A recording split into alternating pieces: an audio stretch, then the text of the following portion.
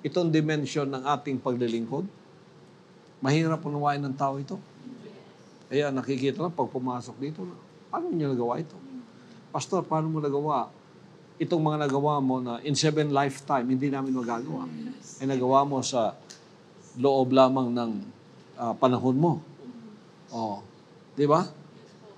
Bakit ko nagawa? Because I control time. The 4th dimension is time. The first dimension is, the 3rd dimension is like,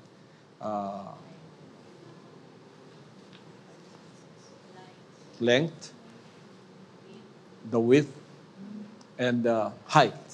That is the 3-dimensional world. Na-conquer na ng tao yan eh. You can go forward, you can go reverse. You can go that width, kalapad kung saan ka gusto. Pwede ka mag-reverse. Nakapunta ka doon sa height, sa gusto mo. Oh, pero hindi mo kontrolado ang time. Which is the 4th dimension. Time will go on. At kahit kaya ang tao tumatanda. Oh, but I control time. I can do things that a man cannot do in his 7 lifetime.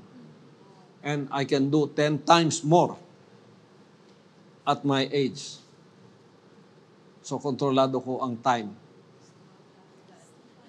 Hindi ako control ng time. Ako ang kumokontrol sa time ko. If it is my time to go, I have the time clock for that. If it is not my time to go, I have also the control of that. Kaya sinabi ng Word of God na He has the power to lay down His life and He has the power to take it back. So hindi siya kontrolado ng time because time is moving forward. And when you're controlled by that time, when you go forward, that's it. Di ba? Pagdating mo doon, patay ka na. Wala kang nagawa sa buhay mo. Pero si Jesus Christ, may control ng time. May time siyang ilahad niyang buhay niya, may time siyang kukunin muli. O, hindi siya kontrolado ng time. Kung kailan niya gusto. Di ba? O. So how do you do that, Pastor? How do you control the time? Dahil kayang controlling it now. Oh. Parang time machine. Kung ang nagawa ko tulad ng pagkakasukat ng iba sa kanilang lifetime, 7 lifetime, di nila magawa itong nagawa ko in my lifetime, that is 7 times 7. Kasi one lifetime is 70 years. Times 70. 70 times 7. 490 years nagawa ko in 37 years. So how did I control the time? Kaya yung papayagan ng Ama sa akin, ako, ang speed ko, almost 600 miles per hour. Sa bilis. Hindi ako mahabol ng tao. Sa bilis ng ginagawa ko. So time does not control me because if you are controlled by your time, you can only do so much in your lifetime. Which I can do 10 times more at any given time. Yeah? Nakuha ninyo? That is how born again in the Spirit are. Hindi mo lang kung saan sila galing, hindi mo lang kung saan sila pupunta. Because they are not controlled by the 3-dimension and the 4th dimension, dimensional world.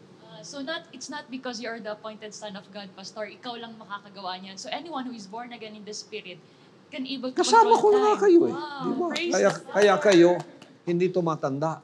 Yes. Kasi ang isang taon sa atin, parang isang buwan lang. O kaya, katagalan, ang isang taon sa atin, parang isang araw na lang. Di ba, katatapos lang natin mag-celebrate ng Christmas. Christmas na naman. Di ba napansin ninyo yon? At dali-dali. Di ba? Oh, di pa nga natin natanggal yung mga Christmas decor natin. Tapos isang iglap, Christmas na naman. Pero sa iba, ang tagal niya. Tagal. Kaya tumatanda sila. Ang isang araw sa kanila ay parang isang taon. Tayo naman, ang isang taon, parang isang araw. Ang bilis ng takbo natin. That's why time doesn't control us. We control the time. Di ba? Amen. the weight of this world does not bring you down, Pastor. Oo, kasi walang hindi weight ka- ang world dito. hindi Walang ka- gravity ang sanlibutan sa iyo. Wala kasi yung Yeah. gravity, sir. There's no gravity. That's why we practice it right now because glorification is like that. There is no more weight and attachment and gravity of this world. Kaya akala nila, ang dami nating pagpapala, gravitated na tayo dito. Hindi. Pinagpala tayo, minamahal natin ito. But we are not attached to it. We are only attached to the will of the Father. Oh, yun ang kaibahan. Kaya walang matatakaw na mananatili dito. Akin to, akin yan. Mga Judas, halis kayo dito. Hindi para sa inyo to. Oh. Kaya punta tayo ng langit, made of gold ang mga daan. Lahat magaganda. In eternity, walang time doon. Kaya hindi tayo tumatanda. Kahit ano pa. Di ba? So, yung iba naman, kontrolado ng time. Kaya, pagka alas 5, luya na sila. Kontrolado sila ng time. Pagka alas 12, gutom na. Pagka alas 9 ng gabi, antok na. Di ba? Opo, Pastor. Kasi kontrolado ka ng time mo. So if you are controlled by your time, then your time will come na you cannot control it because it controls you. Oh. Ano ang kontrolado ng time na kontrolado ang tao ng time? Ay nako, pagka example ito, may isang doktor sinabi sa akin, pagka 40 years old ka, pastor, mag-ingat ka na ha. Kasi pagka nahulog yung ballpen mo na ganyan, kailangan dahan-dahan ka na mag-ano. Kasi baka mabali yung dito mo. Kontrolado sila ng time. I am not controlled by that. So that explains So if that you are not controlled by time, you are already practicing living in eternity while you are here. Because there is no time limit in eternity. So that explains your basketball 3-point shots, Pastor. As I wish. Even if you're 70, but you Yes. still can Oo. drive there, Pastor. You're not bound by time and space, perhaps. Kailangan i-practice na natin dito pa. Kasi heaven is on now earth. What is heaven is that is on earth today. Let's practice what eternity is when we go to heaven while here on earth.